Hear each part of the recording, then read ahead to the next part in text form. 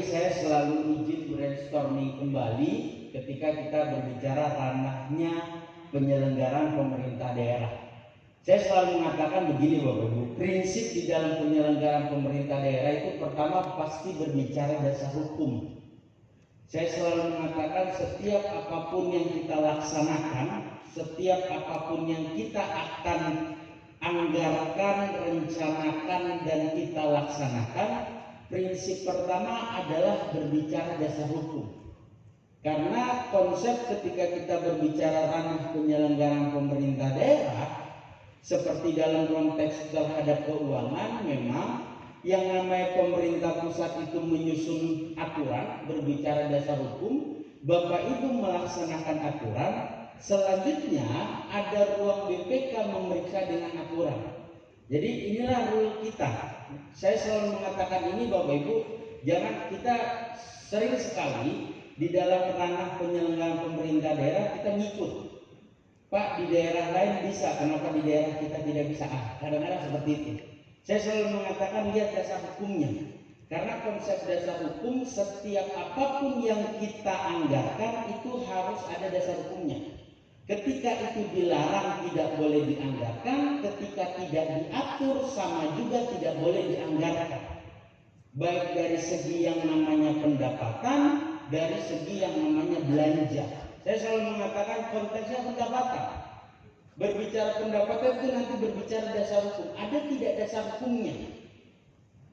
Ketika uang yang masuk saja harus berbicara dasar hukum, apalagi uang yang keluar, uang yang masuk. Karena contoh, ketika kita berbicara CSR, CSR itu nggak boleh masuk APBD, Pak.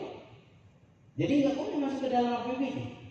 Uang yang kita terima aja ketika tidak ada dasar hukumnya APBD nolak, apalagi uang yang dikeluarkan. Itu prinsip pertama. Selanjutnya, ketika berbicara ranah penyelenggaraan pemerintah daerah, karena nanti implikasi ke dalam Undang-Undang 1, prinsip kedua adalah berbicara masalah kewenangan.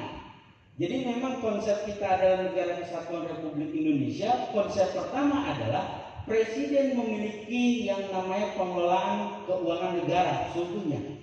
Selanjutnya menyerahkan kepada pemerintah daerah, baik provinsi, kabupaten, kota. Makanya konsep di dalam penyelenggaraan pemerintah pasti ada yang menjadi kewenangan pemerintah pusat, ada yang menjadi kewenangan pemerintah provinsi, ada yang menjadi kewenangan kabupaten, kota. Apalagi sekarang ada yang namanya tahap yang terbaru adalah desa. Sehingga ketika berbicara tingkatan pemerintah daerah, yang namanya APBD kita tidak boleh menganggarkan atau melaksanakan yang menjadi kewenangannya, kecuali membantu. Kalau kita melaksanakan tidak boleh, tetapi konsep membantu itu tidak dilarang, sinergi.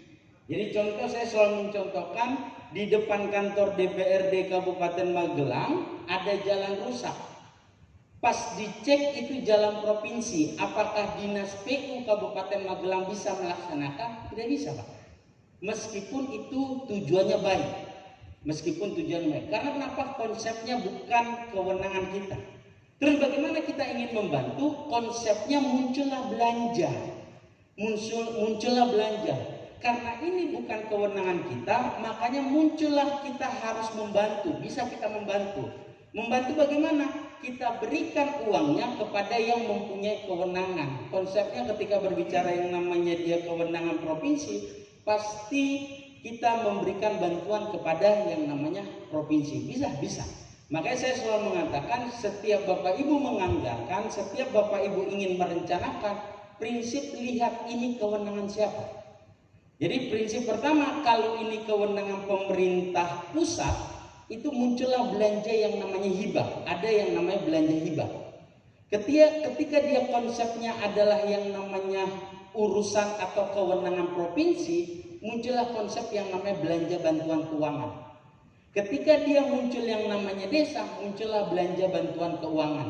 Ketika dia kepada masyarakat, itu muncul yang namanya konsep hibah atau bansos. Kenapa saya mau dudukan ini Bapak Ibu? Karena kita sekarang dalam masa yang namanya kegiatan penyusunan RKPD. Jadi kita harus tahu dulu, jangan sampai ketika kita sudah rencanakan tidak bisa kita anggarkan. Karena konsep APBD adalah rencana keuangan pemerintah daerah yang ditetapkan dengan Perda. APBD yang sudah ditetapkan dengan Perda pun pengertiannya masih rencana. Apa makna rencana? Bisa dilaksanakan dan bisa tidak dilaksanakan.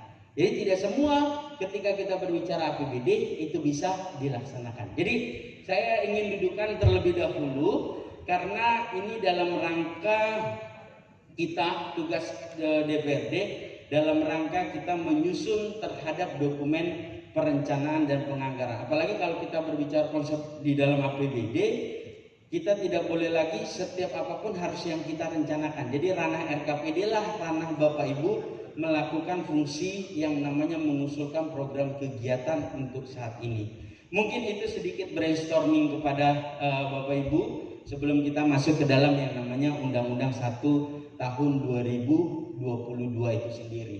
Jadi karena kita berbicara dasar hukum, saya jelaskan dulu terhadap legal standing yang namanya Undang-Undang 1 tahun 2022. Jadi ini adalah Undang-Undang 1 tahun 2022 pengganti murni Undang-Undang 33 tahun 2004. Jadi konsep terhadap desentralisasi pada saat itu muncul di tahun 2004. Pada tahun 2004 muncul yang namanya dua aturan.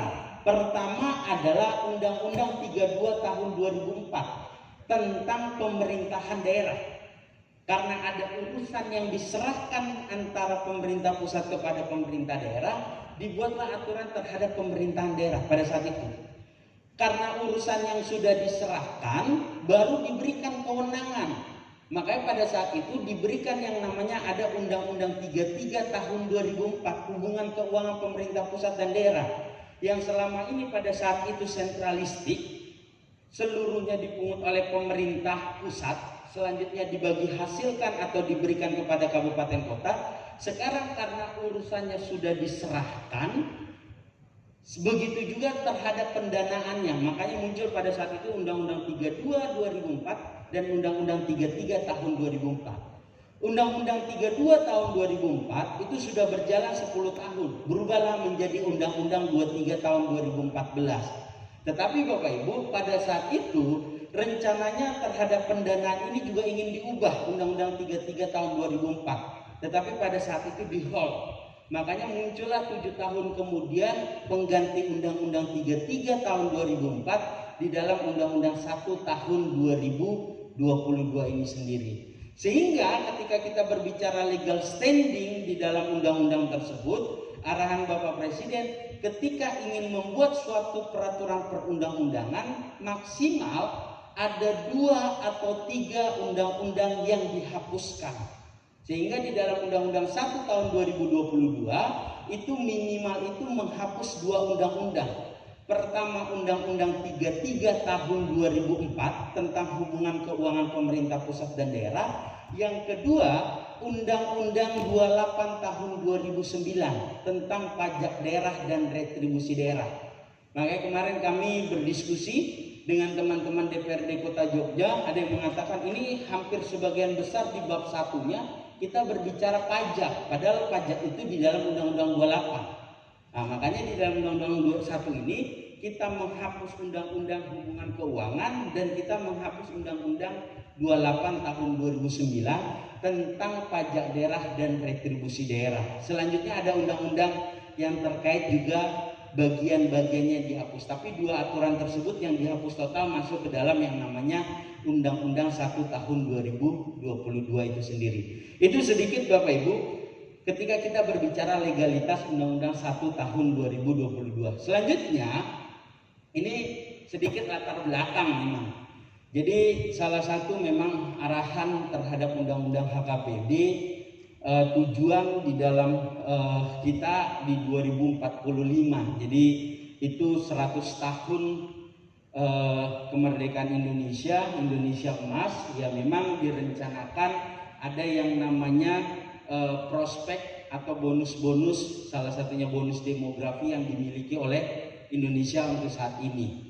Selanjutnya pada saat itu memang direncanakan di 2045 kurang lebih demografi jumlah penduduk kita sekitar 309 jumlah penduduk. 52 usia produktif. Jadi kalau untuk sekarang kurang lebih sekitar 60 sampai 65 usia produktif, itu adalah bonus demografi Bapak Ibu. Nah, selanjutnya 75% nanti hidup di daerah perkotaan dan 80% berpenghasilan menengah. Selanjutnya yang diharapkan di 2045, ekonomi kita terbesar keempat di dunia dengan pendapatan per kapita 29.300. Jadi kalau tidak salah, seandainya kita kurs dolar seandainya sekitar 15.000, ya sekitar 5 juta. Itu pendapatan per kapita. Syarat terhadap demografi dan ekonomi ini memang salah satunya adalah pertama harus terhadap infrastruktur yang memadai. Jadi dalam rangka produsen itu sudah ada, kita adalah daerah konsumtif, konsumen sudah ada, terhadap distribusi ini yang dalam rangka memenuhi adalah infrastruktur yang memadai itu sendiri. Selanjutnya sumber daya manusia, dan terakhir adalah pembangunan daerah yang baik itu sendiri. Sehingga dalam rangka hal tersebut harus ada yang namanya reformasi fiskal, sehingga Bapak Ibu banyak sekali yang namanya deregulasi. Salah satunya kita sudah mengenal yang namanya Omnibus Law, Undang-Undang Cipta Kerja. Begitu juga terhadap sumber daya manusia, kita kenal sekarang Bapak Ibu visi misi Bapak Presiden tidak lagi golongan itu, eselonisasi hanya 2 tingkat, jadi tidak lagi sampai 3-4. Ya, itu salah satunya adalah ranah terhadap deregulasi untuk meningkatkan sumber daya manusia, jadi tidak terhadap birokrasi. Selanjutnya Bapak Ibu, ketika kita berbicara yang namanya konsep desentralisasi fiskal, saya izin sampaikan terlebih dahulu latar belakangnya. Karena ada urusan yang diserahkan 32 urusan dari pemerintah pusat kepada pemerintah daerah, selanjutnya pemerintah daerah itu diberikan yang namanya otonom sendiri. Dia mampu mengurusi daerah sendiri. Makanya ketika ada konsep desentralisasi fiskal, ada kewajiban 32 urusan yang harus diserahkan, ada hak yang diberikan Pemda. Makanya hak yang diberikan Pemda itu kurang lebih 3. Pertama, Pemda berhak memungut pajak daerah dan retribusi daerah. Pertama. Yang kedua, pemerintahan daerah itu berhak mendapatkan dana transfer dari pemerintah pusat.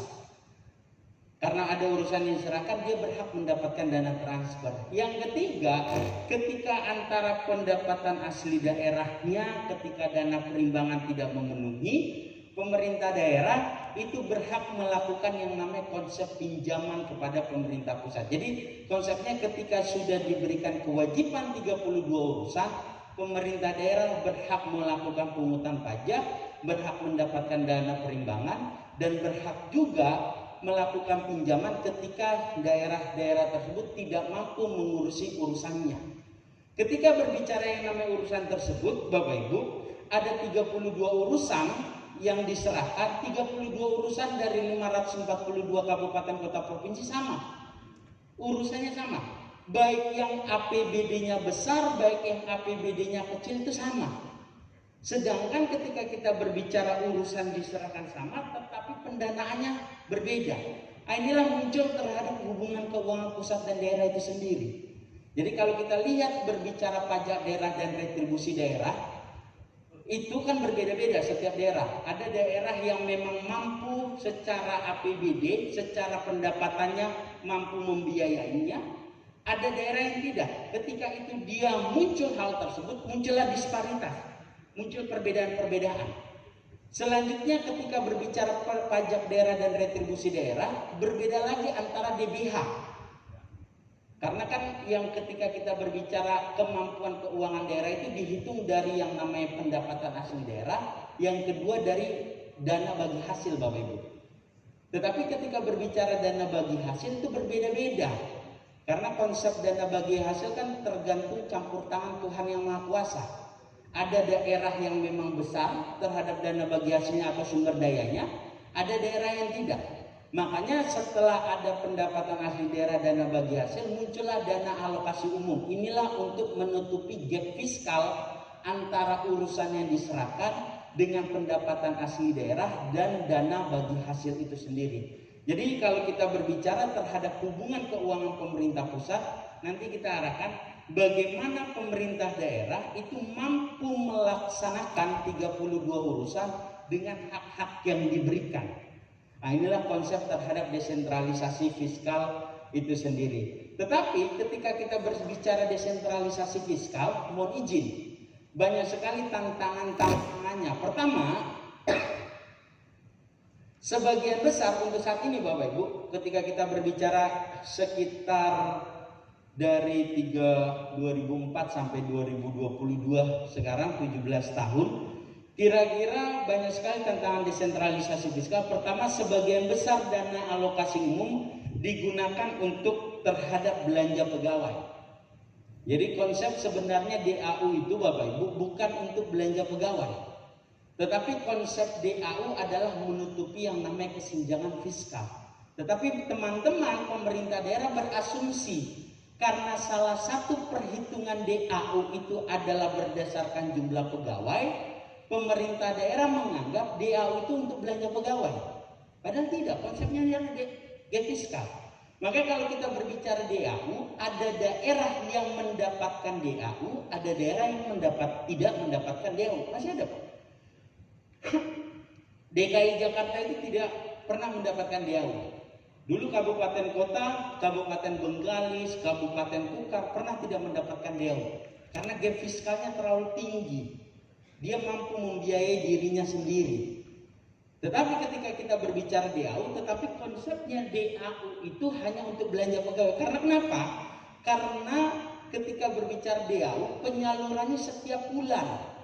Dan belanja yang setiap bulan itu hanya ada di belanja pegawai. Jadi konsep pemerintah daerah setiap muncul DAU untuk belanja pegawai. Ketika muncul DAU untuk belanja pegawai. Itulah konsep terhadap DAU. Selanjutnya, ketergantungan daerah terhadap dana alokasi khusus sebagai salah satu sumber belanja modal. Jadi kalau kita lihat Bapak Ibu, belanja modal itu bukan lagi dari pendapatan asli daerah, bukan lagi bersifat dari dana alokasi umum, tetapi dia bergantung sama DAK. Mudah-mudahan mendapatkan DAK. Jadi kalau ada muncul DAK, teman-teman itu mengalihkan kegiatan yang tadinya sudah kita anggarkan belanja modal ke kegiatan lainnya. Itulah salah satu terhadap pemanfaatan dana transfer keuangan pemerintah daerah itu sendiri. Selanjutnya, program kegiatan di pemerintah daerah belum fokus, kurang lebih sekitar 29.000 dan 263 kegiatan. Jadi kalau Bapak Presiden mohon izin katanya anggaran kita dicecer-cecer. Jadi tidak bersifat money follow program. Keseringan anggaran itu kita buat kegiatan hanya kegiatan yang bersifat yang namanya operasional. Nah, ini juga terhadap tantangan terhadap desentralisasi fiskal itu sendiri. Selanjutnya, terhadap permasalahan-permasalahan tersebut, izin, ini muncul Undang-Undang 1, kira-kira yang diatur adalah 4. Pertama, terhadap yang namanya 4 pilar bahasanya.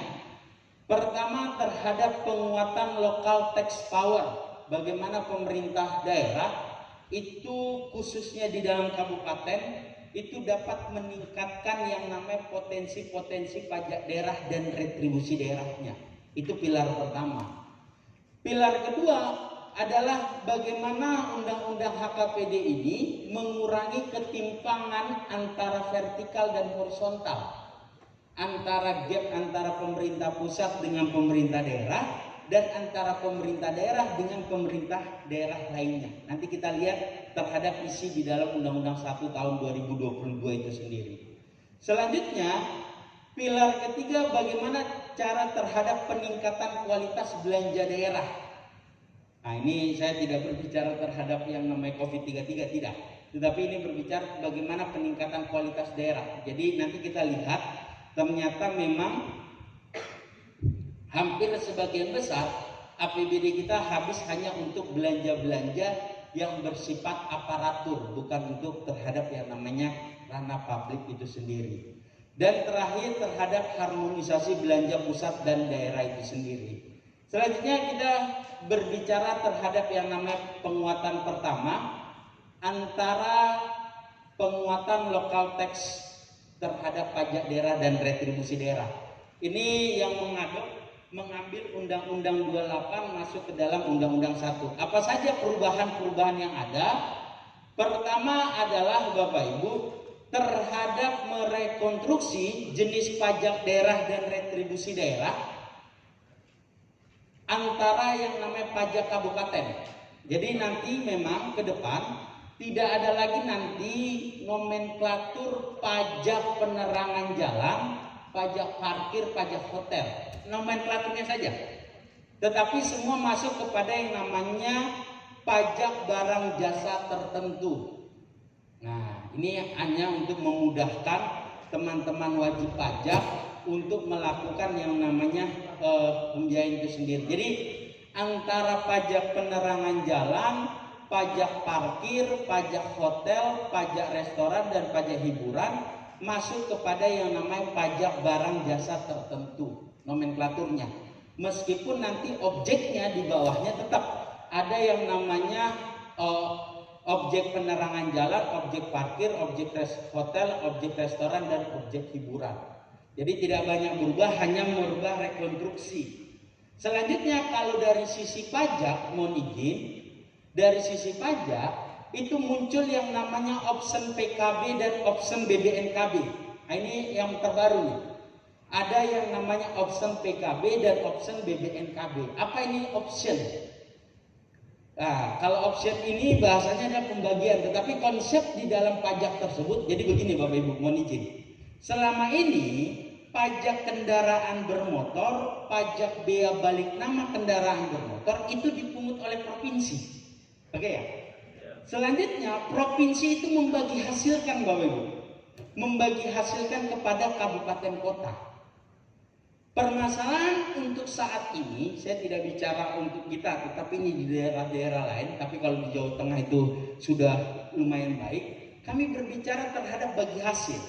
Pertama, karena ini teman-teman provinsi merasa PKB dan BBNKB ini pajak provinsi, itu tergantung kewenangan provinsi. Yang kecenderungan bagi hasilnya terlambat Bapak Ibu. Padahal itu kan bagi hasil haknya pemerintah kabupaten kota. Jadi kadang-kadang sudah diambil 3 bulan, setelah 3 bulan belum dibagi hasilkan. Bahkan kami sering melakukan evaluasi APBD Bapak Ibu, masih banyak pemerintah provinsi yang berhutang bagi hasil antara pemerintah pusat kepada pemerintah provinsi kepada pemerintah kabupaten kota. Jadi sifatnya tidak bersifat real time. Nah, untuk saat ini Bapak Ibu diberikanlah yang namanya di dalam Undang-Undang 1 tahun 2022 adalah option PKB. Bagaimana option PKB adalah di provinsi tetap ada yang namanya pajak kendaraan bermotor dan bea balik nama kendaraan bermotor. Di kabupaten kota ada yang namanya option. Jadi ini sama-sama dipungut PKB itu sama-sama dipungut oleh pemerintah provinsi dan sama-sama dipungut oleh pemerintah kabupaten kota. Tetapi pembagiannya langsung. Jadi contoh, Bapak Ibu membayar PKB itu 2%. 1,5%-nya sudah langsung dipungut oleh provinsi, 0,6-nya langsung diterima oleh kabupaten kota. Begitu juga lah ranah yang namanya BBNKB itu sendiri. Jadi sifatnya bersifat real time. Uang yang diterima, yang dipungut itu sama. Meskipun kami sampaikan mohon izin terhadap undang-undang ini kan hukum formalnya Bapak Ibu, hukum materialnya tetap ada di dalam peraturan pemerintah.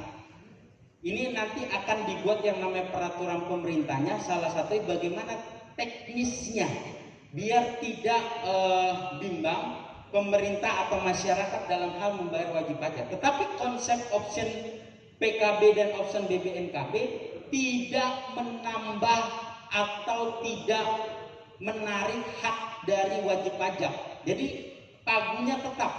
Jadi sekitar 2%, tetapi 1,5% langsung diterima oleh teman-teman pemerintah provinsi, 0,6 itu jadi 2,1 itu langsung diterima oleh kabupaten kota.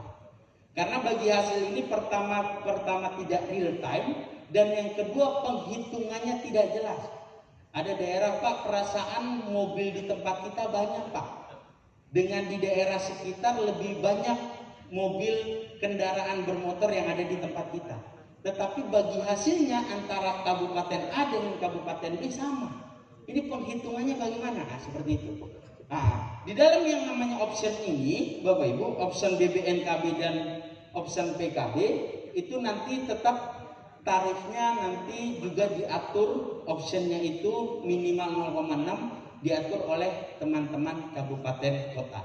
Jadi ini aturan terbaru di dalam option PKB, tapi nanti kami jelaskan karena yang namanya ada aturan pasti ada aturan turunannya, dan yang kedua kapan ini mulai berlaku nanti kami jelaskan hal tersebut. Selanjutnya Bapak Ibu, terhadap yang namanya retribusi. Jadi terhadap yang namanya retribusi kita merasionalkan antara 32 jenis layanan menjadi 18 jenis layanan retribusi itu sendiri. Nah, jadi kalau kita lihat memang di dalam Undang-Undang 28 tahun 2009 yang terdahulu kita masih ada yang namanya biaya cetak KTP dan akte catatan sipil, ya nanti memang berdasarkan yang namanya Undang-Undang HKPD ya sudah dihapuskan, retribusi terminal sudah tidak ada lagi. Jadi memang konsepnya nanti pajaknya ini bertambah, tetapi terhadap layanan retribusi targetnya itu pasti ada menurun karena ada beberapa retribusi yang dihapuskan pasca terhadap Undang-Undang 1, dan yang kedua salah satunya juga terhadap yang namanya Cipta Kerja, Undang-Undang Cipta Kerja itu sendiri. Selanjutnya Bapak Ibu, kalau kita berbicara yang namanya perbedaan antara Undang-Undang 28 tahun 2009 dengan Undang-Undang HKPD, ketika kita berbicara yang namanya tarif. Nah, jadi pertama nanti range tarifnya yang tadi pajak barang jasa tertentu. Jadi pajak barang dan jasa tertentu, restoran, hotel dan sebagainya, itu range-nya dulu 10% sampai 75% sama. Tetapi ada perbedaannya untuk yang namanya pajak hiburan. Jadi pajak hiburan itu dulu range-nya antara minimal 10 sampai 75%. Tapi rata-rata daerah itu memakai di tengah-tengah, jadi 35%. Jadi untuk sekarang nanti di dalam Undang-Undang HKPD untuk pajak hiburan itu dikenakan range-nya antara 40% sampai 75% tertinggi. Jadi kalau di ibu kota juga dia pakai tertinggi Pak, 75%. Tetapi yang namanya pajak hiburan ya mohon maaf, besar pun tetap dipakai dia. Besar pun tarifnya ya tetap dipakai terhadap yang namanya pajak hiburan itu sendiri. Selanjutnya Bapak Ibu, kewenangan penetapan tarif, saya selalu mengatakan tarif itu kewenangan pemerintah daerah sehingga diatur oleh Perda. Jadi nanti kewenangan-kewenangan tarif itu juga diatur oleh yang namanya Bapak Ibu. Nanti silakan Bapak Ibu nanti boleh mulai sekarang itu melakukan yang namanya kunjungan-kunjungan terhadap penetapan yang namanya tarif pajak. Saya selalu mengatakan bagaimana kita dalam rangka meningkatkan, pertama kita sudah menggunakan yang namanya elektronifikasi transaksi pemerintah daerah. Jadi kita galakan yang namanya Bapak Ibu untuk membayar minimal saja Bapak Ibu, membayar yang namanya pajak PBB itu sudah bisa lewat tanpa membayar ke Pemda, tanpa membayar ke teller bank, sudah bisa menggunakan yang namanya elektronifikasi transaksi pemerintah daerah. Bisa bekerja sama, mohon maaf, dengan yang namanya Mart, Indomart, Alfamart, atau lewat e-banking, Kris dan sebagainya. Karena Bapak Ibu ketika kita sudah menggunakan elektronifikasi transaksi pemerintah daerah, itu memperkecil ruang-ruang terhadap penyalahgunaan data lah bahasanya. Jadi kita bisa meningkatkan yang namanya potensi-potensi dengan elektronifikasi transaksi pemerintah daerah itu sendiri. Selanjutnya kalau berbicara tarif juga kita diatur Bapak Ibu. Ini sebenarnya teman-teman Badan Pendapatan ini kan bisa mengecek kepada contoh saya pajak restoran lah. Saya selalu mengatakan pajak restoran. Pengertian pajak restoran Bapak Ibu, pajak yang dikenakan kepada tempat yang menyediakan makan minum dengan fasilitasi berupa kursi dan bangku, kursi dan meja. Jadi kalau ada yang namanya tempat yang menyediakan makan minum, dia sudah menyediakan bangku dan meja, itu sebenarnya bisa dikenakan pajak restoran. Tapi konsep kita, mohon izin Bapak Ibu, tapi konsep kita pajak restoran itu pajak yang, mohon izin, di tempat yang ber-AC lah bahasanya.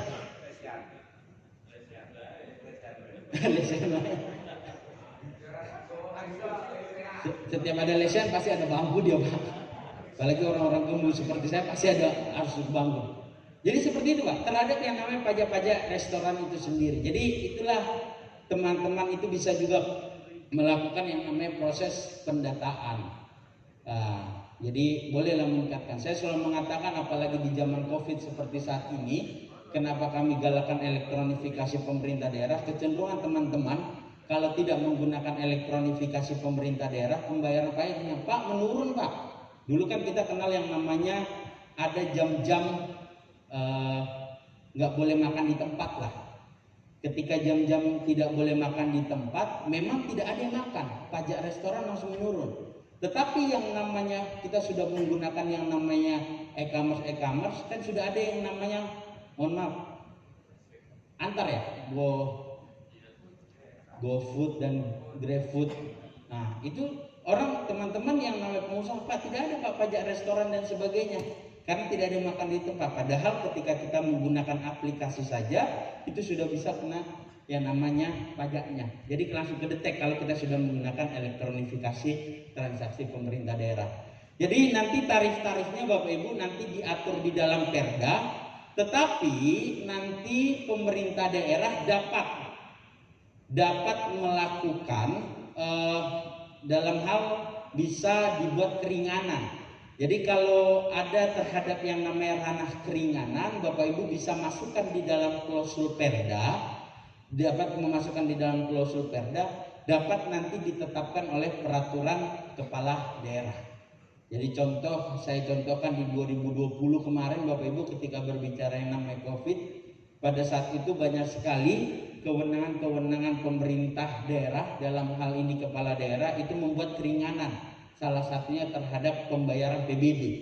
Itu bisa dibuat oleh peraturan kepala daerah terhadap kewenangan-kewenangan tarif atau keringanan wajib pajak itu sendiri. Selanjutnya Bapak Ibu, jumlah perda. Nah kalau dulu tidak dibatasi Pak, ada daerah menyusun yang namanya perda restoran, perda hotel, perda pajak hiburan. Kalau sekarang pasca Undang-Undang 1 tahun 2022, pajak antara pajak daerah dan retribusi daerah hanya ditetapkan dalam satu perda. Jadi tidak ada lagi pajak yang namanya retribusi tera dan tera ulang, pajak restoran sendiri-sendiri.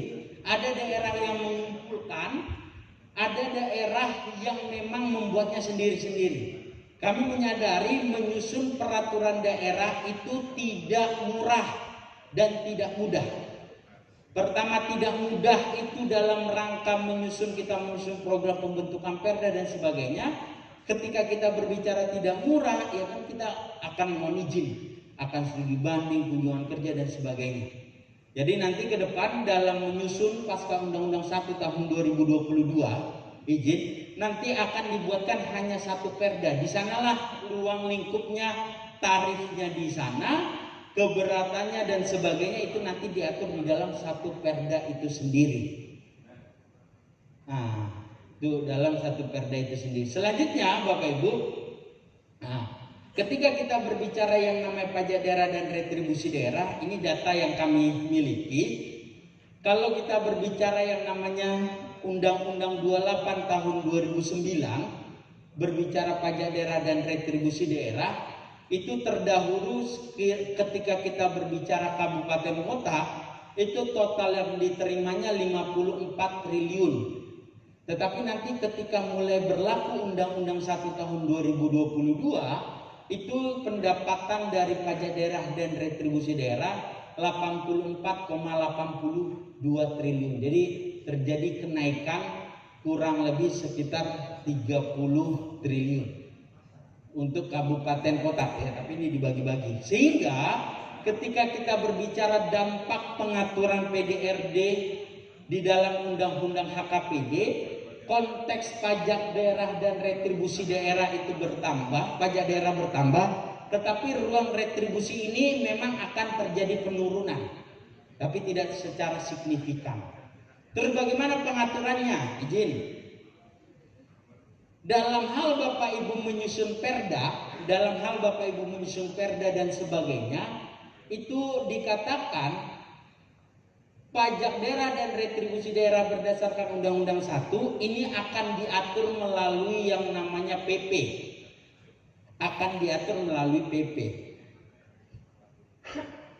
Selanjutnya Bapak Ibu, kapan ini mulai berlaku? Kan seperti itu. Kapan ini mulai berlaku? Undang-Undang pajak daerah, Undang-Undang HKPD ini untuk pajak daerah dan retribusi daerah itu paling lama itu ditetapkan 2 tahun peraturan pelaksananya.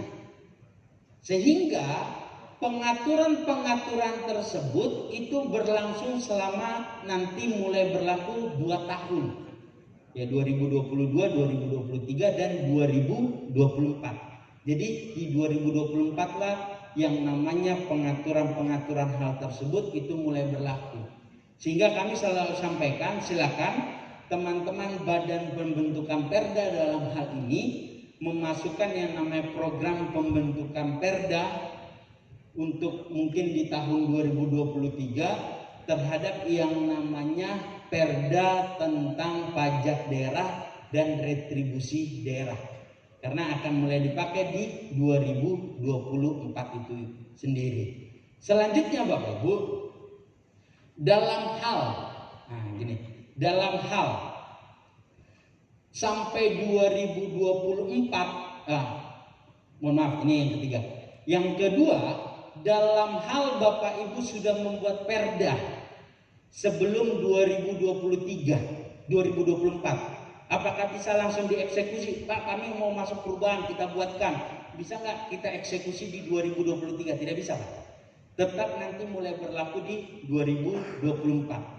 Pak, selanjutnya dalam hal kita sudah menyusun perda tetapi belum ditetapkan, apakah kita bisa menggunakan di 2024? Ketika kita perdanya belum ditetapkan, tetapi ketika kita sudah masuk ke 2024, pengaturan di dalam Undang-Undang HKPD sudah bisa berlangsung di pemerintah daerah.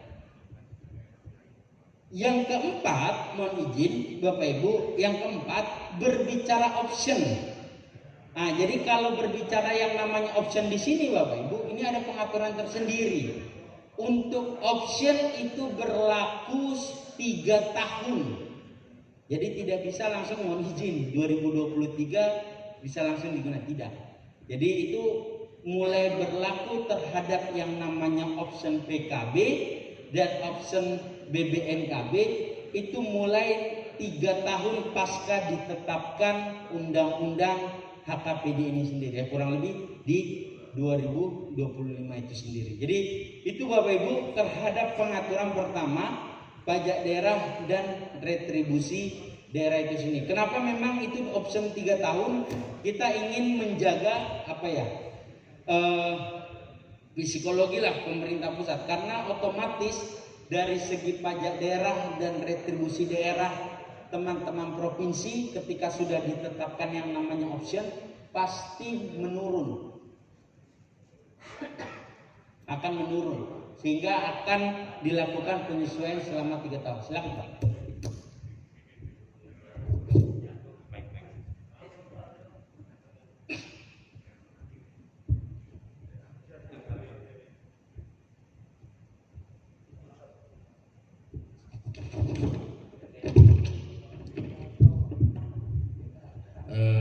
Assalamualaikum warahmatullahi wabarakatuh, Pak Rino yang saya hormati. Mungkin ini untuk tidak ngantuk Pak, jadi ada beberapa hal yang kami pertanyakan.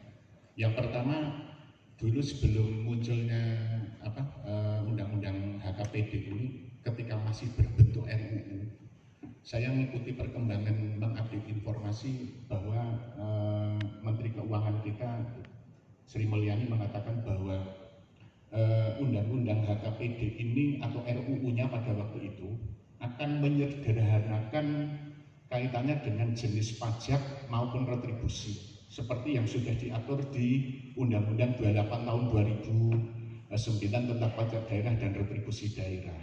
Namun pada kenyataannya ketika undang-undang ini ditetapkan, ini secara otomatis Undang-Undang 28 2009 ini langsung hilang, tidak ada istilah revisi atau bahkan secara otomatis ini langsung dihapus. Nah, saya melihat ketika ini sudah menjadi HKPD, yang jadi pertanyaan intervensi pemerintah pusat. Intervensi pemerintah pusat ini menurut Bapak seperti apa? Karena saya melihat misalnya sebagai contoh dalam penentuan tarif pajak bumi bangunan. Ini kaitannya kalau ditetapkan paling rendah kaitannya dengan kalau dulu di aturan baru ini kan setinggi-tingginya atau 0,5%, kalau yang dulu 0,3%. Lah penyebutan angka ini kan secara otomatis bukan otoritas daerah pembatasan ini. Termasuk juga kaitannya dengan misalnya untuk NJOP dalam penentuan PBB ya, perkotaan maupun pedesaan. Ini kan serendah-rendahnya 20%. Menyebut kata-kata persentase ini kan bagian